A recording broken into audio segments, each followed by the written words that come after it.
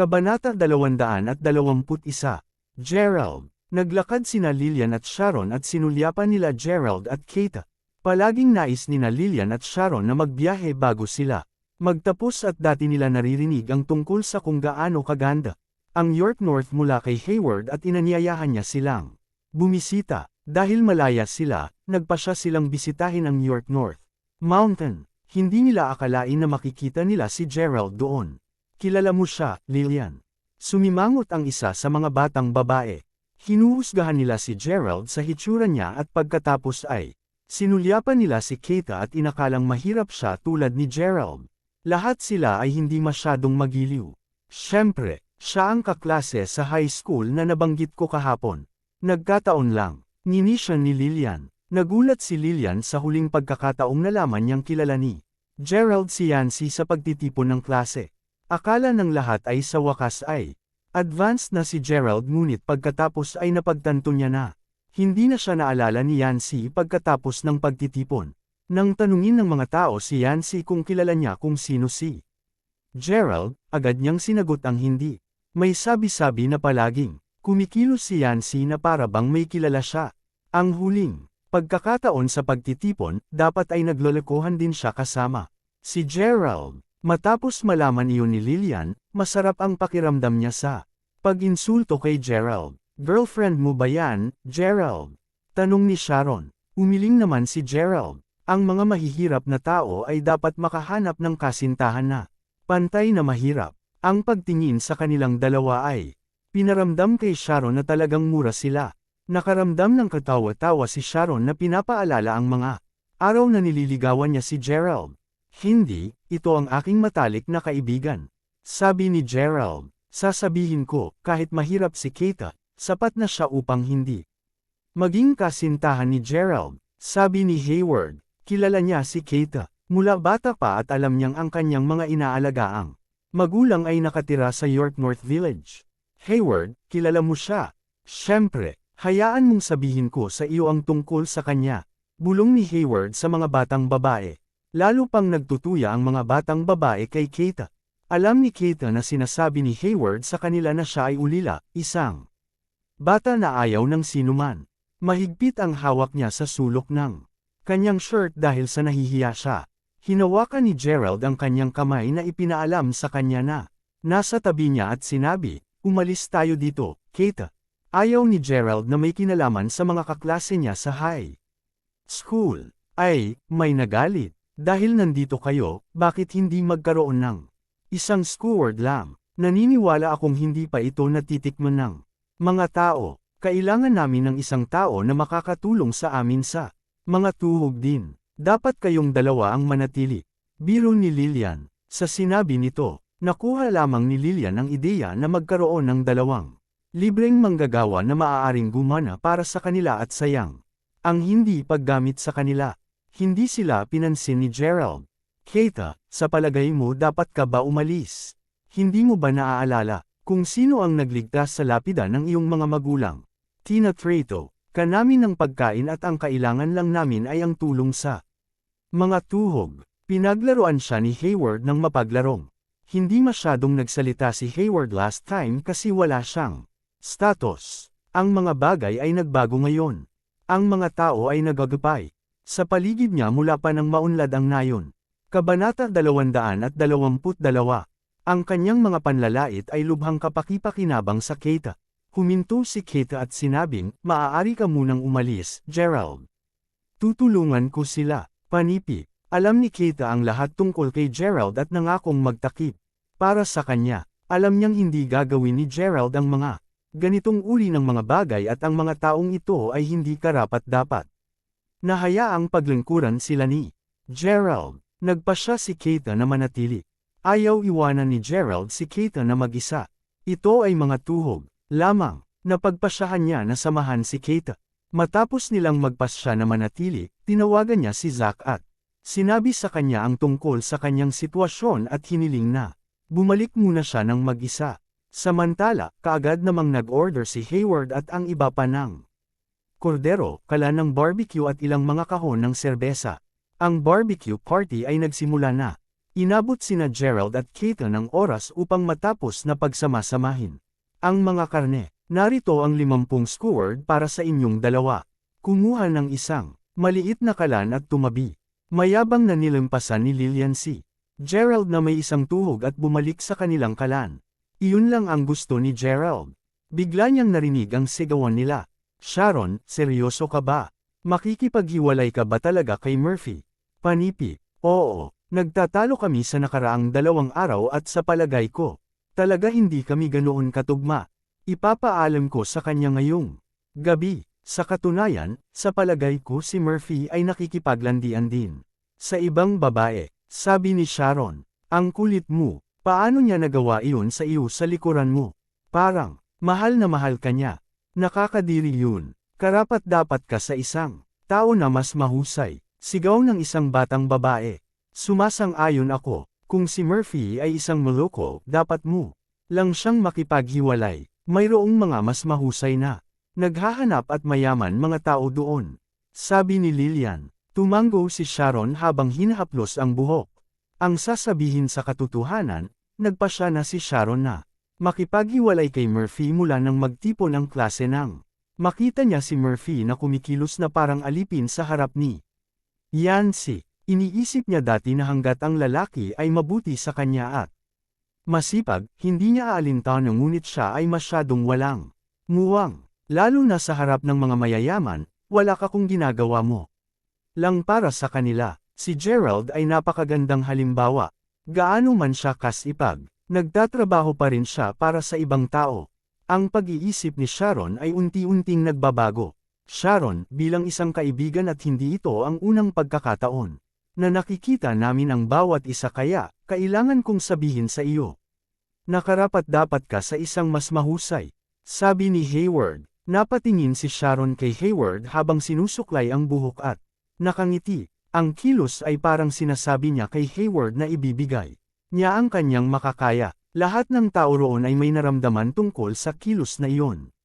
Naramdaman nilang lahat na si Sharon ay interesado kay Hayward. At si Hayward ay nararamdaman din ito. Naglalandi sila. Alam ni Sharon na pagkatapos yumaman si Hayward, mas makabubuting makasama siya kumpara sa makakasama si Murphy. Nakasimangot si Lillian sa kilos nila. Sumakay sa kanyang ulo ang panibugho. Kaklase niya si Hayward at maraming kaibigan lang ang ipapakilala niya kay Sharon dahil may boyfriend siya, si Murphy.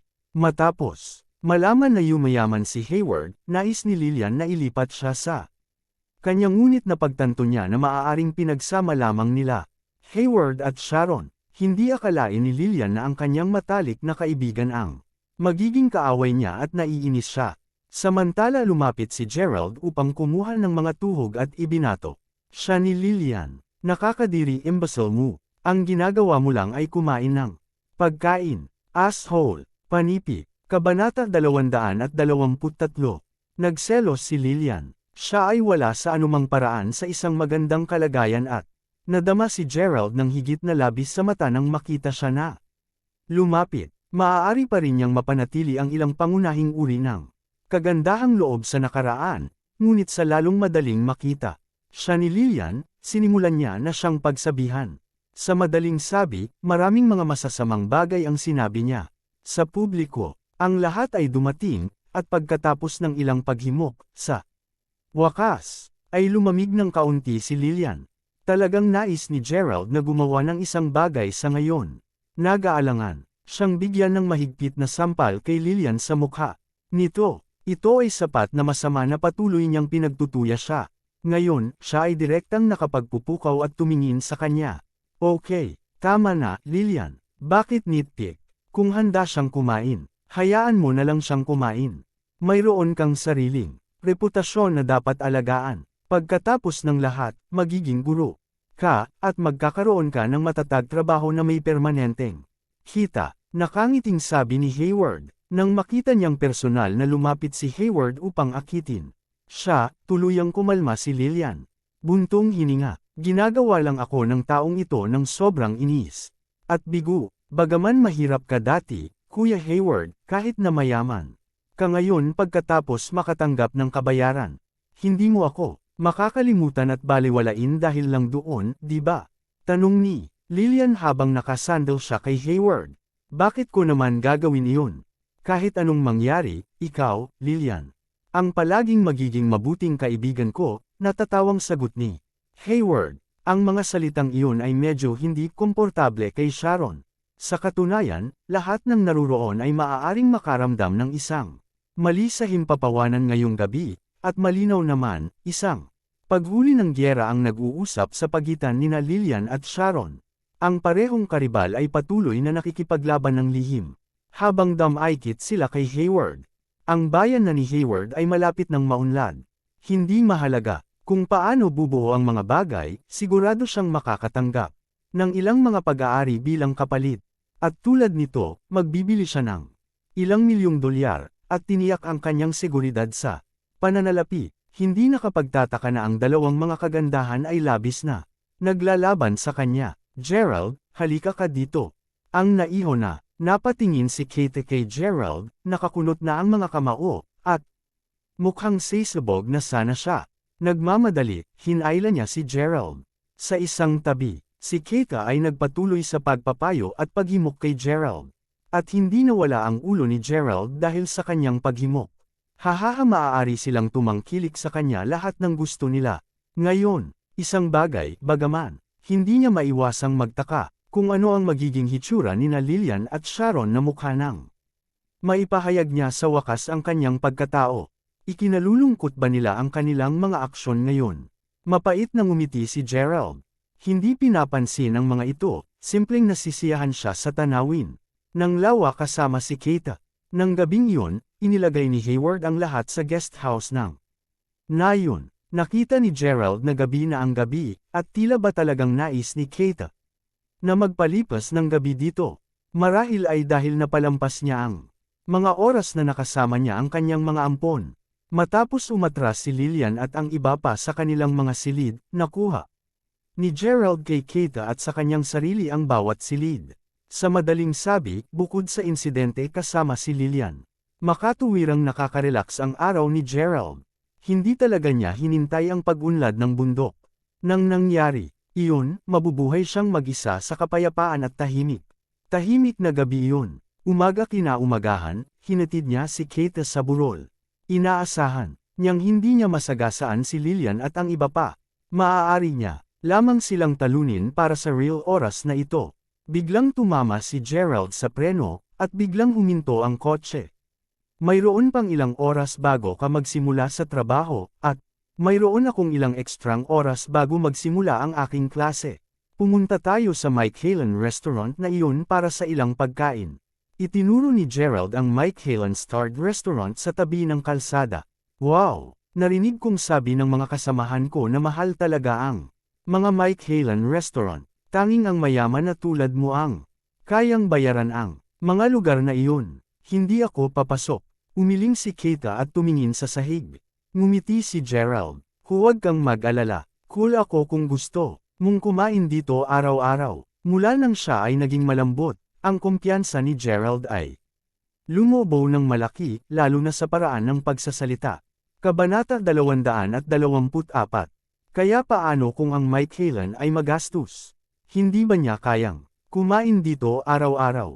Hindi mapigilan ni Kate si Gerald mula sa mabilis na pag-book ng isang magandang mesa ng direkta mula sa internet. Sa huli, nagpasya si Gerald na dalhin si Kate sa Mike Halen Restaurant. Hello, sir. Ang bilang ng mga panauhin. Pagkapasok nila sa restaurant, naglakad ang waitress at sinalubong sila nang nakangiti. Tayong dalawa. Nag-book na ako ng table. Panipi. Kalmadong sagot ni Gerald. Medyo nakasimangot ang waitress. Kung sa bagay, anuman ang pagtingin niya sa dalawa, ni mukhang hindi nila kayang kumain sa Mike Halen Restaurant. Gayunpaman, simpleng tumango lamang siya ng may galang. Dahil sa kanyang pagiging propesyonal. Itatanong pa sana niya kay Gerald kung aling mesa ang naibok niya. Sa oras na ito, isang pares ng mga kalalakihan at kababaihan ang lumakad sa kanila. Nang makita ng batang babae si Gerald, lubos siyang natigilan. Gerald, bakit ka nandito? Dumating ka talaga sa Mike Halen Restaurant. Panipi.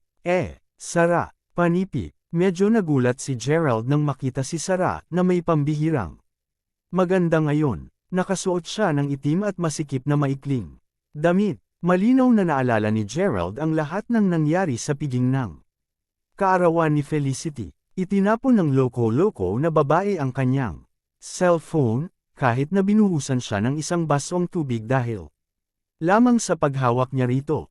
Galit na galit siya sa oras na iyon, seryosong isinasaalang-alang ang paghahanap para kay Sarah upang makapaghiganti sa kanyang sarili.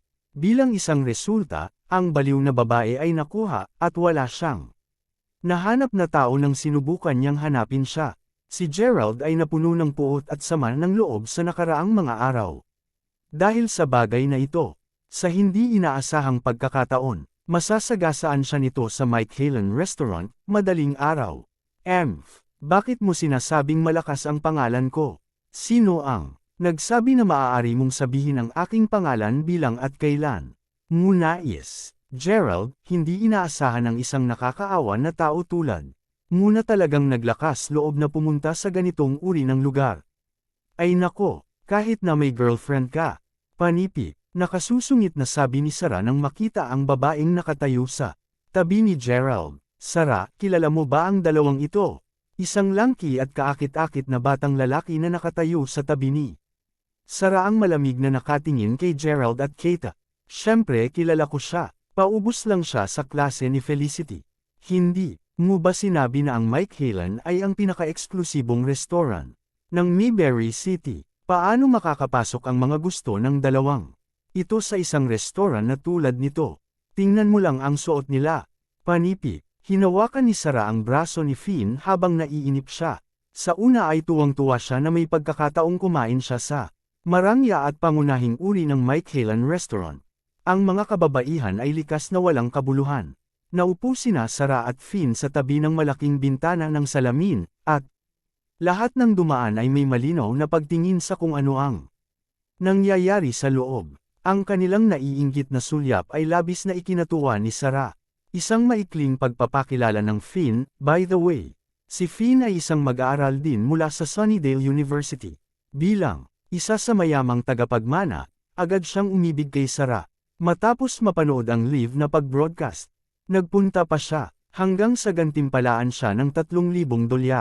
Hindi niya namalayan, unti-unti siyang naging pinakamalaking tagahanga ni Sarah at maging ang kanyang hindi siguradong manliligaw. Kaya, naruroon sila, na nasisiyahan sa kanilang pagkain ng magkasama sa isang lugar na maaari silang magmula.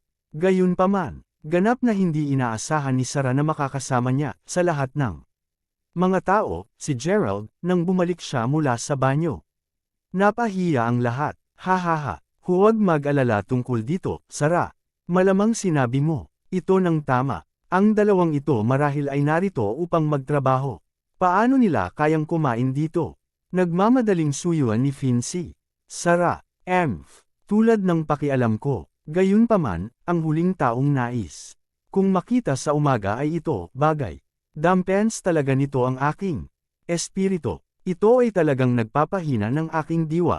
Nais kong ibigay ang salita sa iyong manager, itigil ang pagkuhan ng mga tulad na naghihintay sa mababang klase. Kayong mga tao ay dapat na nakakuha ng tauhan na akma sa inyong klase. Kung hindi man, ano? Pa ang mga mayamang mangmang na hiwalay sa amin ang makakain. Dito, panipi, si Sarah ay nagpatuloy na kumilos tulad ng isang nasirang bata. Kinukot siya ang waitress habang siya ay nagpunta sa isang patronizing rampage. Mahal na ginang, hindi ito ang aming mga waiters. Marahil, sila ang mga panauhing nandito upang kumain. Mabilis niyang sinabi kay Sarah, nakatitig kay Gerald mula sa itaas hanggang sa ibaba, marahil ay medyo huminahon siya mula nang tinitingnan niya si Gerald mula panoong una. Damn it, hindi isang waiter. Panipi, nagulat si Sarah. Sa puntong ito, may sapat na si Gerald. Malamig na tinitigan niya ang waitress. Nasabi mo na ba, nasaan ang lamesa na aking naibok? Bilasan mo at dalhin mo ako sa aking mesa ngayon. Pumunta ako dito ngayon upang subukan ang iyong pagkain. Panipi, Kabanata 225. Sir, humihingi ako ng paumanhin, ngunit ang aming tindahan sa Pangkalahatan ay naghahain ng mga hindi pang-budget na pagkain. Bakit hindi mo ito tingnan? Humingi ng paumanhin ang waitress. Siyempre, hindi siya magiging bobo upang magalit ang mga panauhin tulad ni Sarah dahil sa mga ganitong uri ng tao. Ganoon ba? Sagot ni Gerald, ngumiti ng mapait. Pagkatapos nito, inilabas niya ang kanyang cellphone bago ipakita ang form ng order para sa VIP table na inilalaan lamang niya sa online. Nang mapagtanto ng server kung ano ang nakuha niya sa kanyang mga kamay, agad siyang yumigting. Ang lalaking ito ay talagang nagreserba ng isang VIP table. Ang paglilingkod sa isang VIP table ay kukuha ng $300 sa komisyon, hindi pa mailalahon ang violinista na espesyal na tinanggap upang maglaro para sa mga reserbasyong iyon. Ang tingin sa mukha ng waitress ay halos agad na nagbago mula sa paghamak hanggang sa sigasig. Kung maaari lamang po, mangyaring pumasok sa loob. Panipi, sa isang bahagyang bao, dinala niya si Gerald sa isang lugar na malinaw na nahiwalay mula sa karaniwang lugar ng kainan. Pagkatapos nito, isang violinist na nasa suit at leather na sapatos ang inilagay ang kanyang biye sa kanyang balikat at naglaro para sa mesa ni Gerald. Medyo nagulat ang karanasan kay Sarah. Malaking karangalan sana siyang umupo sa tabi ng bintana, ano pa? Ito, sa halip na kalunos-lunos na kalokohan, siya ay dapat naging tunay. Napanauhing panauho ng bahay si Gerald, hindi pa banggitin ang espesyal na paggagamot na ibinigay sa kanya. Saan nakakita si Gerald ng napakaraming pera? Si Sarah ay walang katiyakan na tuliro. Ilan ang pera mo? Ano pa rin? Dapat kong sabihin, Gerald, talagang naglakas loob kang gugulin ang iyong pera ng ganito. Hahaha, sinusubukang magpanggap na ikaw ay talagang mayaman at cool na. Mapahanga ang iyong maliit na kasintahan ngayon. Panipi, hindi kumbinsido, ipinagpatuloy ni Sarah ang pagbiro kay Gerald. Pasimpleng nakabingi si Gerald sa sinabi. Hindi na talaga siya mapakali sa babaeng ito. Ngayon na mayroon siyang sampal sa kanyang mukha, paano pa siya may sasabihin? Gusto mo bang bumili ng mga bulaklak, sir? Ang mga ito ay magagandang mga rosas sa Damascus mula sa Bulgaria.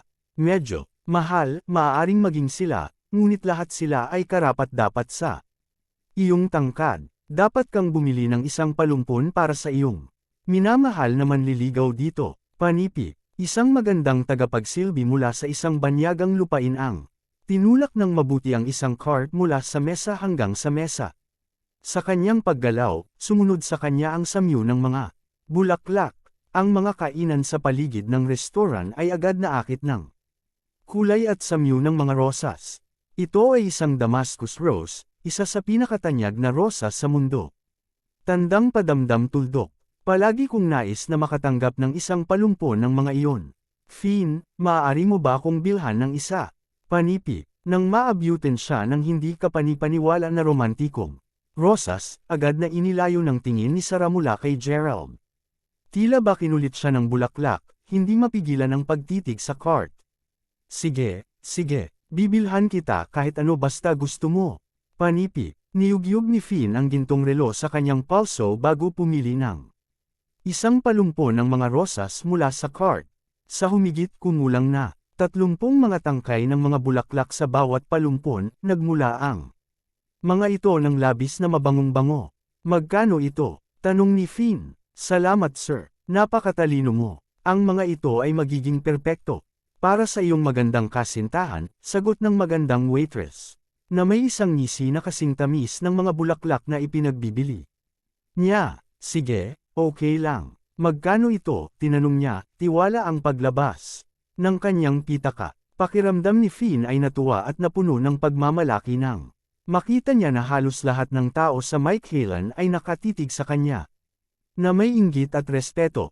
Mayroong 36 na tangkay ng mga rosas sa palumpon na ito, kaya't ginagawa ito, $1,080 lamang. Ano? Ang mga kamay ni Finn ay umiling medyo, at may bukas ang mga mata na kasing lapad ng mga bola ng golf, nahulog sa lupa ang kanyang pitaka. Narinig na niya ang mga rosas na nagkakahalaga ng $300 hanggang $400, kahit na narinig niya ang tungkol sa mga rosas na bouquet na aabot Sa $400, ito ang kanyang unang pagdinig sa isa na nagkakahalaga ng higit sa isang cool na engrandi.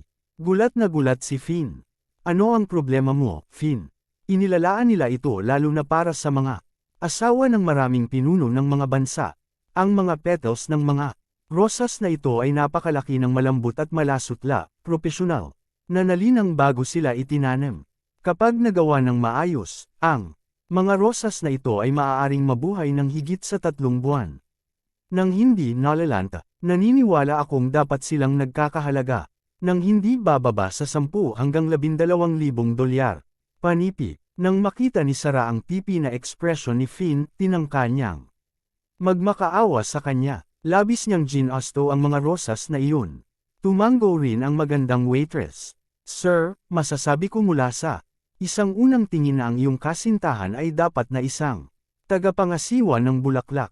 Agad niyang masasabi na ang mga ito ay napaka mahalaga. Gusto mo bang magbayad sa pamamagitan ng credit card o cash?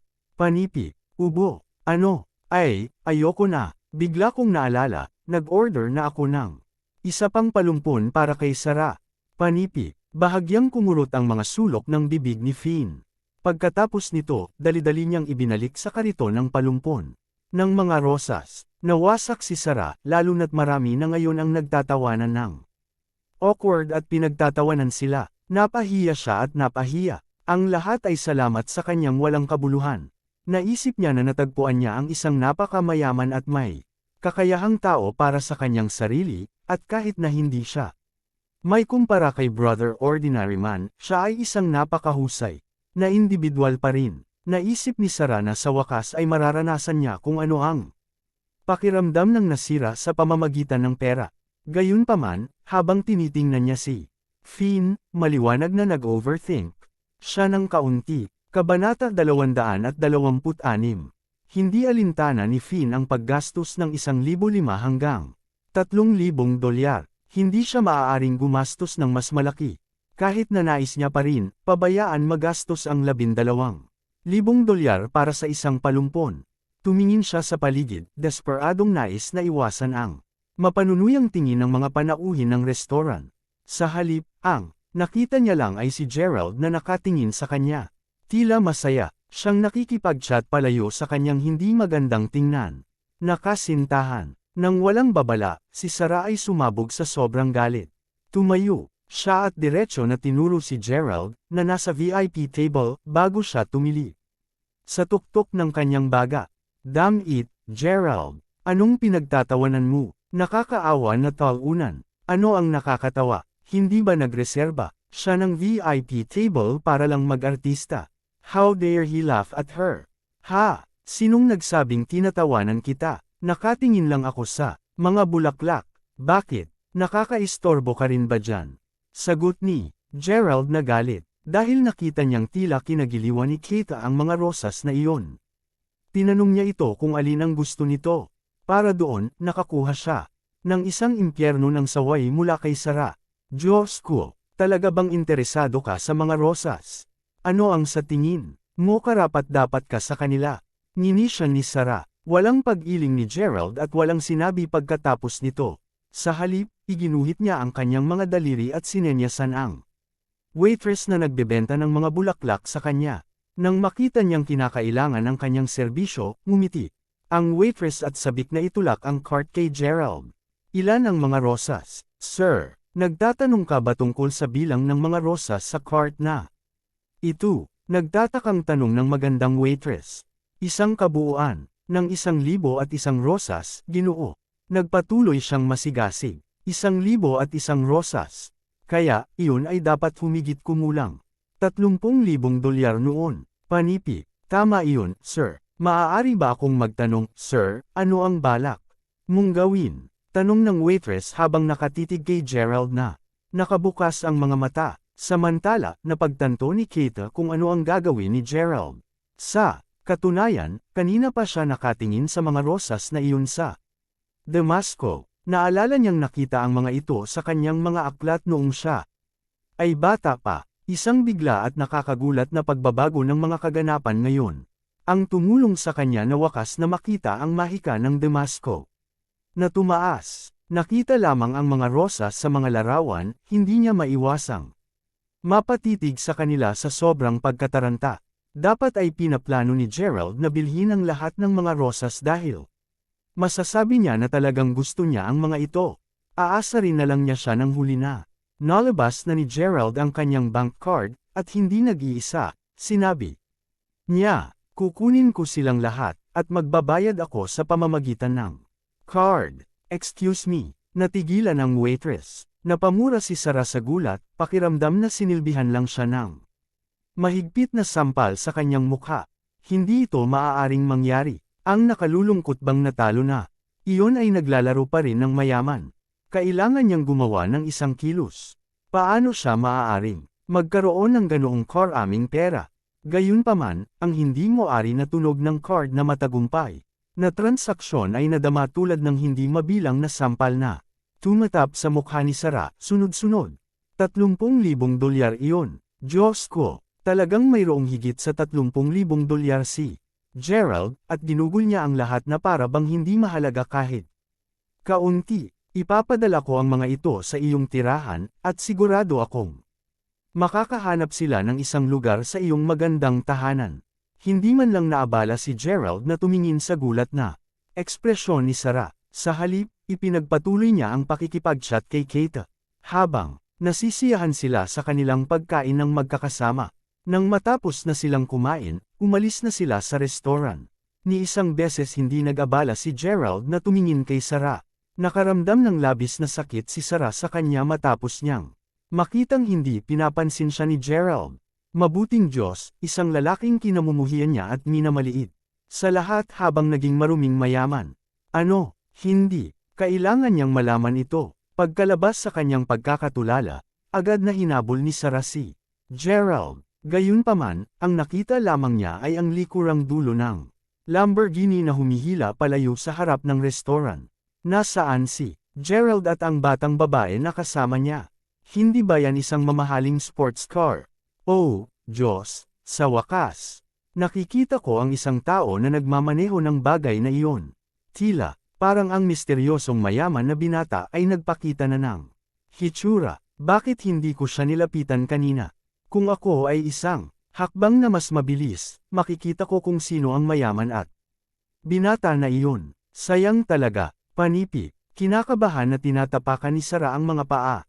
Muli, iniwan ng bangka ang pantalan, at pinalampas niya ang pagkakataong makilala ang mayaman at binata. Ngunit pagkatapos, parang may sumagi sa isipan ni Sarah. Napabuntong hininga siya sa sobrang takot. Hindi, asan si Gerald? Kabanata 227. Nakita niya ang Lamborghini na aalis kaagad sa kanyang paglabas. Wala na din si Gerald. Ngunit nasaan si Gerald noon? Maaari bang sabihin iyon? Something. Ni hindi man siya naglakas loob na pag-isipan ito. Hindi na talaga, siya nang ahas na isipin ito. Huminga ng malalim si Sarah. Hindi ba ang kumpirmasyong iyon na si Gerald ay may-ari ng Lamborghini? Biglang naisip ni Sarah ang unang pagkakataong nakilala niya si Gerald. Sa oras na iyon, walang hiyang-hiwan ng pakuan sa hood ng Lamborghini. Ngayon, narito na si Gerald, at nandoon din ang kotseng iyon. Hindi nabanggitin kung paano nasaksihan ni Sarah ang personal na pamumulaklak ni Gerald ng 30,000 dolyar nang walang pag-aatubili. Arg! Si Gerald ang may-ari ng sasakyan na iyon. Gaano yaman talaga si Gerald? Si Petrified ay Petrified, hindi matanggap ang kanyang sariling hindi kapanipaniwala na pagbawas. Hindi ito tama, hindi ito maaaring maging totoo. Si Gerald, sa kabilang banda, ay nagtulak pabalik sa paaralan. Matapos na ipauwi kay Kate, tumungo siya sa maliit na malayong paradahan kung saan madalas niyang iparada ang kanyang kotse. Pagkatapos ay lumabas siya, nailok ang sasakyan sa likuran niya. Hello, Gerald. Isang batang babae ang biglang tumalon mula sa mga palumpong. Iniiwan si Gerald na nagsimula. Diyos, something ito. Anong ginagawa mo? Humakbang siya paatras sa gulat. Hindi niya alam kung dapat ba siyang umiyak o tumawa nang makita ang mukha ng hindi inaasahang bisita. Ang batang babae na nakatayo sa harapan niya ay si Whitney. Hihihi, matagal na kitang hinihintay, G. Crawford. Alam kong, naiparada mo na ang kotse mo dito. Panipi, wow, nakaka-amaze ka talaga, Gerald. Hindi ko talaga inasahan. Ang kotse na ito ay magiging iyo. Isa kang masamang tao. Bakit hindi mo sinabi sa akin kanina na pagmamayari mo ang kotseng ito? Ginawa mo akong hindi maintindihan. Panipi, si Gerald ay nasagasaan si Whitney at ang kanyang pamilya nang siya ay nagmaskara bilang kasintahan ni Jane upang makilala ang kanyang mga magulang. Salamat sa pulong na iyon, natuklasan ni Whitney na si Gerald ang may-ari ng magandang coupe. Walang dapat alam tungkol dito. Pagka-uwi, si Whitney ay walang tulog sa gabi, kung saan ang naiisip niya noong ipinikit niya ay si Gerald. Ang mga alaala ng lahat ng nangyari sa pagitan nila ay hindi sinasadya na pumasok sa kanyang isipan. Ang Gerald ng nakaraan ay dating isang tagapayat na patuloy na binubuli niya. Palagi niyang gagawin ang anumang ipagawa sa kanya. Sa kanyang mga mata, kahit na ang isang aso ay mas worthier kaysa kay Gerald. Gayunpaman, walang ideya si Whitney kung anong naging mali sa kanya, hindi alam kung kailan nagbago ang ugali niya kay Gerald. Naisip pa niya kung nai-inlove siya kay Gerald. Hindi naging makatuwiran na patuloy niya itong pinangarap. At ngayon, gaano man siya tumingin sa kanya, hindi niya mapigilan. Ang pakiramdam na si Gerald ay ganap na nakamamanghang at kaakit-akit. Napakaakit niya, gusto niya talaga siyang kagatin. Si Whitney ay iniisip ang tungkol sa kanya at namamatay upang makita ang kanyang gwapong si Gerald sa lalong madaling panahon. Maaga siyang dumating upang hintayin siya. Gerald, bakit hindi mo sabihin? Malumanay na tanong ni Whitney. Nararamdaman ni Gerald na sumisibol ang goosebumps nang makita ang tingin sa mukha ni Whitney. Whitney, hindi mo kailangang maging ganito. Upang maging matapat, dati ay kinaiinisan kita dahil sa patuloy na pananakot at panunuya. Ngayong naiisip ko ito, mas gusto ko kung paano mo ako tretuhin. Kaya, tigilan mo na ang ganito, okay? Sagot ni Gerald, na may gulp. Napagtanto kung mayroon kang masochistic tendencies. Gerald, sa gayon, kaya, kailangan ko bang pag-alitan at bugbugin? Tulad ng dati upang maging masaya ka. Panipi, Commandant si Whitney. Malinaw na, alam ni Gerald kung ano ang tungkol sa kindat. Nararamdaman niya ang mga pin at karayom na tumutusok sa kanyang anit. Kung alam niya na si Whitney ay ang ganitong uri ng batang babae, hindi niya kailanman nais ipahalata ang kanyang pagkakakilanlan. Paano ka maaaring maging interesado sa akin, sis? Interesado ka lang sa pera ko, kudlit. Gayunpaman, hindi nang ahas si Gerald na sabihin ito ng malakas. Kinakabahan na tinapik ni Whitney ang kanyang mga paa. Oh, ikaw, lagi kang tahimik mula noong una kaming magkakilala. Maaari ka bang maging mas maginoo? Pinagtripan kita noon, at bibigyan kita ngayon ng pagkakataong parusahan ako. Maaari mo akong parusahan sa anumang paraan ka, okay? Panipi, lumapit si Whitney kay Gerald, mahigpit na hinawakan ang mga braso. Masyado niyang iniisip ang tungkol sa kanya na malapit na siyang mabaliw. Kabanata 228. Siyempre, mas determinado siyang ubusin si Gerald ng buo. Ang kanyang kasalukuyang pag-uugali ay ipinahiwatig na masidi niyang nilalayon upang matugunan ang kanyang mga layunin. Noon, naramdaman ni Gerald ang isang tiyak na pakiramdam ng tagumpay kung nakilala niya ang isang tao na kagilahil-alas ni Whitney. Ngayon, pagkatapos ng lahat ng kakila-kilabot na pang-aapi na ito, nabawasan siya tulad ng aso. Ngayon, hindi mapigilan ni Gerald na magpanik. Naramdaman niya ang pagngangalit ng anit niya at mga goosebumps sa buong paligid niya. Hindi alam kung paano tumugon, likas na siyang tumakbo palayo. Gerald, bumalik ka dito. Sigaw ni Whitney habang tumatakbo. Siyang nag-aalala, ngumiti siya sa sarili habang tumatakbo si Gerald para sa mahal na buhay. Hehe, nauna niyang inisip na kamuhian siya ni Gerald hanggang sa punto ng pagkasuklam kapag nakita siya nito. Ngayon, tila mas natatakot sa kanya si Gerald. Maaari lamang sabihin na mayroon pa siyang pagkakataon. Napunta ang isipan sa kanyang isipan. Tumawid si Whitney, nakatingin sa upuan ng pasahero ng Lamborghini. Isang araw, ako, si Whitney, ay tiyak na uupo sa tabi ni Gerald. Habang pinapalayas niya ako sa paaralan.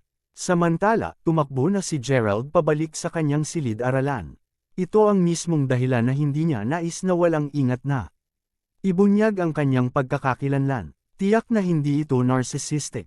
Alam na alam ni Gerald na ang materialistikong mga naghuhukay ng ginto na gusto ni Whitney o Savia ay susugod sa kanya tulad ng walang bukas. Magiging sanhi lamang ito ng isang pagkagambala sa kanyang buhay. Hindi alintana kung paano siya mabubuhay pagkatapos nito. Buong puso na hinanggad ni Gerald na tapusin muna ang kanyang pag-aaral. Pagkabalik sa kanyang silid-aralan, nakita ni Gerald ang kanyang mga course-mate na nagkakaroon ng sabik na talakayan sa kanilang sarili. Halos malalaman niya kung ano ang masigasig sa kanila. Dapat ay pinag-uusapan nilang lahat si Silas, isang lalaki na lumipat kamakailan sa kanilang unibersidad. Ang paksa ay tungkol sa kanyang kadakilaan, at ang bilang ng mga batang babae na nagtapat sa kanilang pagmamahal sa kanya. Bagaman lumipat lamang siya, sa madaling sabi, ang lahat ay tila napakakaakit-akit. Gerald, nandito ka na, halika, kailangan mong makinig sa bagay na ito tungkol kay Silas. Pagkatapos nito, mas mabuting bigyan mo kami ng magandang paliwanag kung bakit hindi mo sinabi sa amin, iyong mga kapatid, na nagsasama kayo ni Alice. Panipi, inilagay ni Harper ang kamao kay Gerald. Gerald, grabe ka nag-leave kahapon. Dapat ay naroon ka sa kaganapan na ginanap ng unibersidad upang tanggapin si Silas. Panipi, sabi ni Harper, bakit? Nag-host ba sila ng isang welcome party para lamang sa kanya? Paano magagawa ng unibersidad ang isang bagay tulad nito? Panipi, sinabi ni Benjamin, sa gayon, hindi nila eksakto na tinawag itong maligayang pagdiriwang. Ang Silas ay isang medyo hindi kapanipaniwala. Dude, namuhunan ng kanyang tatay ng 7.5 milyon upang magkaroon lamang ng isang espesyal na pagdiriwang sa aming unibersidad. Upang maituwid ito, hindi ba? Ito isang pahiwatig na ang unibersidad ay dapat magsagawa ng isang maligayang pagdiriwang para kay Silas. Ha, panipi, ang tono ni Benjamin ay may isang pahiwatig ng paninibugho dito. O, alam mo kung ano ang mas nakakatawa? Dahil si Cassandra, ang aming lektor, ay isa sa pinakamagandang lektor sa campus. Ipinadala siya upang salubungin ang panauhin. Hulaan mo, nanliligaw siya kay Silas ng tuluyan. Lasing ba siya o ano? Sagot ni Harper habang nakangiti. Well, Gerald chuckled, simpleng nakangiting Riley at umiling. Nagulat na malaman kung ano ba talaga si Cassandra. Sa totoo lang, matagal nang alam ni Gerald ang totoong likas na katangian ng lektor. Tingnan lamang ang larawang ipinadala niya sa kanya kamakailan. Habang iniisip niya ito, lihim na nag-log in si Gerald sa kanyang WeChat. Nagalit siya noong isang araw at hindi tiningnan ng mabuti ang larawan. Matapos marinig ang kanyang mga coursemates na binabanggit siya, naramdaman niya ang isang biglaang pagganyak na tingnan muli ang larawan. Pagkatapos ay tiningnan niya ng maayos ang mga larawang ipinadala sa kanya ni Cassandra halos bawat gabi mula pa noong araw na iyon. Ang lahat sa kanila ay nasa kanyang mukha, at upang sabihin na sila ay nag-aanyaya at nakatutokso ay isang matinding pagkukulang. Napuno ng sigasig si Gerald. Sinabi niya ang lahat maliban sa isang salita, palakpak. Sa labas ng asol, sumagot si Cassandra sa kanyang teksto ng ilang segundo. Sino ang malazwa? Kahit na kung ano ang sasabihin mo na ako. Ganito lang ang ugali ko sa iyo. Hindi naman sa ganun ako sa iba. Nagselos ka ba nung nakita mo kami ni Silas na naganhawak sa meeting kagabi? Maaari mong sabihin sa akin kung ikaw ay hihinto na lang ako sa pagtingin ko sa kanya noon. Panipi, hindi ako nagseselos. Hindi ako naniniwala sa iyo brother ordinary man. Kung nangangako kang magtatagpo, ipapakita ko sa iyo ang aking asterisk. Okay, panipi, tatawid tayo ng tulay pagdating natin dito. Napupuot mo, o sige, gayon paman, papunta na ako sa klase. Panipi, nakaramdam ng puot si Gerald habang nagpatuloy sa pakikipag-chat sa kanya. Ang mas maraming pagkilos ni Cassandra na ganoon. Mas malakas ang kanyang pagnanasa sa paghihiganti. Bigla, tumakbo ang pinto sa silid ng panayam, at narinig ang pagsigaw ng isang babae. Oras para sa klase, mga tao. Ngayon, ano ang kasama ng ingay na? Iyon, panipi. Si Cassandra ay sumugod sa silid-aralan, nasa kamay ang telepono. Namadilim ang kanyang mukha at malaswa ang ekspresyon. May bahid ng lamig sa kanyang mga mata. Tinapunan niya ng mata ang silid sa titig ng isang babaeng kinamumuhian. Sa wakas, bumagsak ang tingin niya kay Gerald. Gerald, halika dito. Kabanata 229. Gerald, lumabas ka. Sinaksihan ni Cassandra ang silid-aralan ng isang malamig na titig. Bago tinawag si Gerald palabas. Gerald, may isang bagay na nais kong sabihin sa iyo. Ang asawa ng isang kabiyak sa kolehiyo ay magbubukas ng isang bar bukas. Kulang sila sa lakas ng tao, at mayroong isang part-time na trabaho doon. Mas malaki ang binabayaran nila kumpara sa ibang mga bar. Mariing harumph siya habang tumatawid siya. Part-time. Ako, napatulala si Gerald. Ikaw ano, hindi mo ba naiintindihan ang sinabi ko lang? Magiging abala sila bukas dahil bukas na ang araw at hindi siya makahanap ng sapat na mga tao upang tulungan siya. Sa palagay mo maaari kang magpatuloy sa pagtatrabaho doon.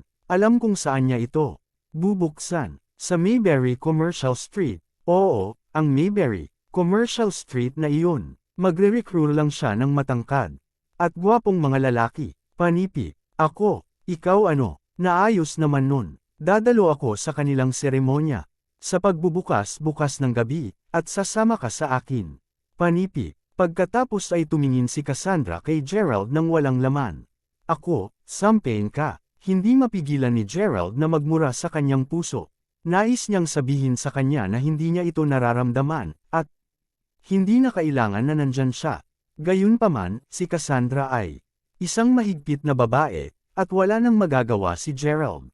Sa nagdaang 3 taon, nagawa na niya ang lahat ng hiniling ni Cassandra. Hindi niya mapigilan ang pag-iisip tungkol sa kung paano naging masama ang ugali ni Cassandra sa gabing iyon at ang malamig na kilos na kasalukuyang ipinapakita niya. Grabe, haha, ngunit ang sitwasyon ay naging medyo awkward ngayon. Naramdaman ni Gerald na hindi angkop na oras para mapunta siya.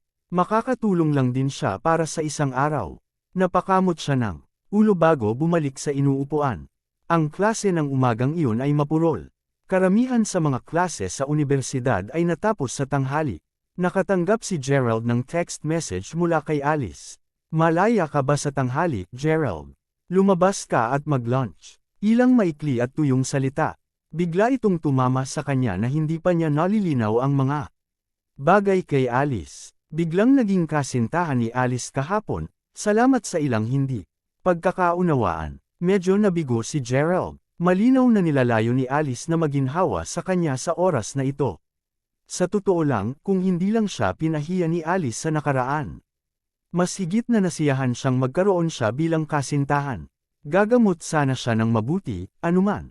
Si Alice, pagkatapos ng lahat, ay isang nakamamanghang kagandahan. Sa kabila nito, ang naiisip lang ni Gerald ngayon ay si Mila. Kung ang kanyang relasyon kay Alice ay nagpatuloy na maging malabo at hindi sigurado, dapat siya ay isang tunay na kalokohan. Noon, kung hindi siya nagustuhan sa kanya, bakit panatilihin ang samahan ng kasintahan at kasintahan? Dapat ay ipinaliwanag lamang niya ito ng malinaw sa kanya, o ang hindi pagkakaunawaan ay lalala lamang kung mag-drag ang relasyon. Medyo naisip ni Gerald ang sarili bago sumagot sa isang pangungusap. Alice, magkita tayo sa park pagkatapos ng klase. Mag-isa ka lang. May kailangan akong linawin sa iyo.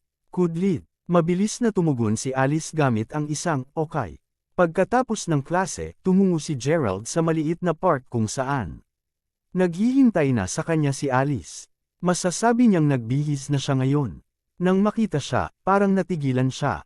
Gerald, andito ka. Panipi. Binati ni Alice si Gerald ng isang matamis at kaakit-akit na ngiti. Ang komplikadong damdamin ay tumakbo sa kanyang puso nang makita siya. Dati, palagi niyang kinamumuhian si Gerald, binabaan siya ng tingin. Ngayon, bigla niyang naramdaman na si Gerald ay, sa totoo lang, napakagwapo at ang ugali niya ay partikular na kaakit-akit. Hindi niya alam kung bakit ganito ang pakiramdam niya. Nais kong bumili ka sa akin ng hapunan kagabi, ngunit nagdala ka ng isang pag-uugali. Ano ang dapat na sabihin dyan? Tanong ni Alice habang naglalakad palapit kay Gerald. Tumambad sa ilong ni Gerald ang halimuyak ni Alice. Sa samyo, naramdaman niyang mapangarapan. Ang Diyosa na pinapangarap lang niya noon ay nakatayo rito mismo sa kanyang harapan. Hehe, ito ay talagang nadama tulad ng isang uri ng soap opera. Gayunpaman, kung ito ay isang drama o hindi, nilayo ni Gerald na sabihin sa kanya ang totoo. Kabanata 230, dahil ayoko nang makasama sa relasyong ito. Bulabog ni Gerald, nang hindi nagpipigil. Ano ang sinabi mo? Alice, nagkaroon ng malaking hindi pagkakaintindihan. Hindi ako nagpunta roon upang habulin ka. Ayan, nasabi ko na, nagpunta ako roon sa araw na iyon na nais kong tanungin si Mila, ang isa sa iyong coursemate sa iyong kagawaran. Para sa hapunan. Gayunpaman, sa pagpasok ko pa lang, nagsimulang palibutan ako ng mga batang babae mula sa iyong kagawaran. Akala nila nandyan ako para aminin ang pagmamahal ko sa iyo. Pagkatapos, inilabas ni Gerald ang lahat ng bagay na pinipigilan niya sa kanyang puso. Nagsimula ng huminga ng malalim si Alice. Ang bawat salitang sinabi ni Gerald ay parang matalim na tinak na marahas na tumusok sa kanyang puso. Naramdaman niyang nanginginig ang malambot niyang katawan. Kung ganun, nagkataon akong nagpakita, at nagkamali ako na. Nandyan ka upang magtapat sa akin. Bukod dito, nangako pa rin ako na magiging kasintahan mo, di ba? Sumagot si Alice na may isang malalim na noo sa kanyang kilay. Oo, hindi ko maipaliwanag ang sitwasyon doon at pagkatapos isinasaalang-alang ang sitwasyon. Ang mga kahihinatnan ay magiging napahiya para sa iyo na Mikhail. Panipi, naiintindihan ko na ang lahat ngayon. Ito pala ay ako, si Alice. Walang anuman kundi isang tanga. Pinatugtog ako tulad ng isang fidola. Malamig na sagot ni Alice. Siya ay desperadong nagsisikap na mapalapit sa kanya, ngunit siya ay nasample bago pa niya magawa sa pagtatapos ng araw. Parang biro si Alice. Nang umibig siya at makapasok sa kanyang unang relasyon, akala niya si Quinton ang tumulong sa kanya, ang dahilan kung bakit siya nagkakasama sa una. Sa huli, napunta siya sa kahihiyan sa sarili. Pagkatapos, nang makapasok siya sa kanyang pangalawang relasyon, kasama nito si Gerald. Siya ang palaging tumutulong sa kanya. Gayunpaman, tinanggihan niya ito at pinaramdam na labis siyang nahiya. Tama na. Talagang mayroon siyang sapat, hindi ba ang paghahanap ng isang mayaman at mahusay na ugali na kasintahan ang gusto niya? Lahat ay isang simpleng bagay lamang, kaya bakit napakahirap para sa kanya na makamit? Sampal, sinampal ni Alice ng husto si Gerald sa pagkabigo at galit. Isa kang asno, Gerald. Ang mayroon ka lamang ay isang maliit na piraso ng pera. Sa palagay mo ako ay isang mapagtutuyan ng ganoon. Maghintay ka. Isang araw, ako, si Alice, ay tiyak na makukuha ang aking sarili na isang maruming mayamang kasintahan. Pinagsisisihan kita sa mga ginawa mo ngayon. Panipi, habang iniisip niya ito, lalo siyang nagalit. Matapos sampilan si Gerald, pinandilatan siya ni Alice ng may puot at sama ng loob sa kanyang mga mata bago tumalikod at umalis. Walang malay na hinawakan ni Gerald ang mukha niya. Noon pa'y taas ang mga sulok ng kanyang bibig habang ngumiti siya. Nang mapait, sa gayon, hindi ko dapat sinabi ito, ngunit paano maaaring may mas mayaman kaysa sa akin sa buong mundo? Panipi, gayunpaman, ang bagay ay nalutas, at nilinaw niya ang lahat tulad ng araw. Si Gerald, natuwa rin at guminhawa na hindi niya gaanong pinutol ang sugat kay Alice. Kaya't maging kung gayon. Naupo si Gerald sa maliit na parke, nakaramdam ng isang pambihirang sensasyon ng malalim na katahimikan habang hinahangaan niya ang magandang tanawin ng lawa. Tumunog bigla yung phone niya. Medyo nagulat si Gerald nang makita ang number sa caller ID. Si Mila pala. Nasira na ni Mila ang lahat ng ugnayan kay Gerald kahapon, at hindi na niya ito muling nakipag-ugnay mula noon. Nagmamadali niyang sinagot ang tawag sa isang kakaibang tunog na Mila. Gerald, pasensya na naabala kita. Ito ba ay isang magandang panahon upang makipag-usap? Mayroong isang bagay na kailangan kung sabihin sa iyo. Panipi, mapait na ngumiti si Gerald. Siyempre, magandang panahon ito. Wala akong kasintahan, kung tutuusin. Panipi, hahaha, ginawa mo ang isang kahindik-hindik na pagtatapat. Kahapon, Gerald, akala mo talaga hindi ko ito makikita. Panipi, mabilis na naintindihan ni Gerald ang kahulugan sa likod ng mga salita ni Mila. Sinimulan niyang ipaliwanag ng lubusan ang lahat ng naganap sa pagitan nila ni Alice kay Mila. Oh, matapos marinig ang paliwanag ni Gerald, simpleng sagot lang ni Mila ng isang salita. Hindi man niya sinabi kung naniniwala siya sa kanya o hindi. Bakit mo nais na makipagkita? Tanong ni Gerald. Mayroon ba akong dahilan upang maghanap para sa iyo? Sagot ni Mila, inis. Hindi, ngunit nagtatanong lang ako dahil sinabi mo sa akin na may sasabihin ka. Ano ito? Panipi, kalimutan mo na. Wala na. Panipi, beep, beep, beep. Biglang nabitin si Mila. Naramdaman ni Gerald na parang mababaliw na siya, pakiramdam ng labis na pagkabalisa at hindi magulo. Ang mga batang babae ay matigas upang hawakan, upang masabi lang. Mas matindi pa ang matalinong mga batang babae. Hindi niya maintindihan o maisip kung ano ang pumasok sa isipan ng isang batang babae. Arg! Kalimutan mo na. Mas mabuti pang hanapin niya ulit si Mila. Hanggang dito na lang ang ating kwento. Huwag kalimutan mag-like, share and follow for more story ng Ang Lihim na Mayaman.